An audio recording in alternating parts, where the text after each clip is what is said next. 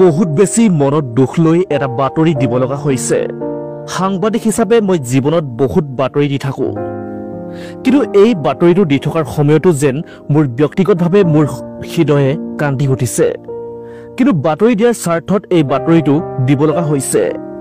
ছিংগাপুৰৰ পৰা আমি যিটো বিচৰা নাছিলো কেতিয়াও জীৱনত, সেই খবৰটোৱে যেন এই মুহূৰ্তত আহি পৰিছে। হাৰ্টথ্ৰব জুবিন গাৰ্গ আৰু আমাৰ মাজত নাই। হয়, ঠিকেই শুনিছে, মৰমৰ জুবিন দা আৰু আমাৰ মাজত যেন নাই। এই বাতৰিটো যে মই কেতিয়াবা পঢ়িম বুলি জীৱনতো বাদ দিয়ক সপোনতো ভবা নাছিলো, কিন্তু এই মুহূৰ্তত বাতৰি দিয়াৰ তাগিদাতে এই কথা কবলগীয়া হৈছে।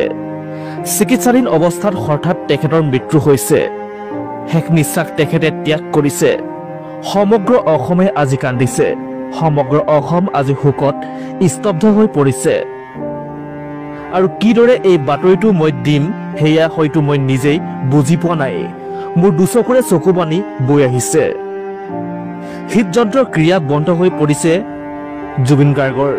কিন্তু পুনৰবাৰ জনাইছো যে নৰ্থ ইষ্ট ফেষ্টিভেললৈ গৈছিল Zubeen Garg. North east festival যি বিভিন্ন সময়ত উদযাপন কৰা হয়, জুবিন গাৰ্গক তালৈ লৈ যোৱা হৈছিল নৰ্থ ইষ্ট ফেষ্টিভেলৰ এটা সঁজাতি দলে। তেওঁলোকৰ লগতেই জুবিন গাৰ্গে সাগৰৰ তীৰত ফুৰিবলৈ গৈছিল।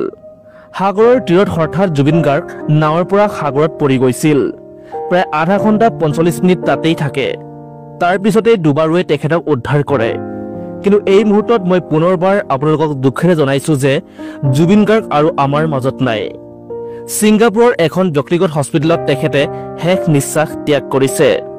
শেষত এটাই কম, জুবিন দা, য'তেই থাকা তুমি সদায় ভালে কুশলে থাকিবা। জয় জুবিন দা, তুমি আমাৰ হৃদয়ত সদায় থাকিবা।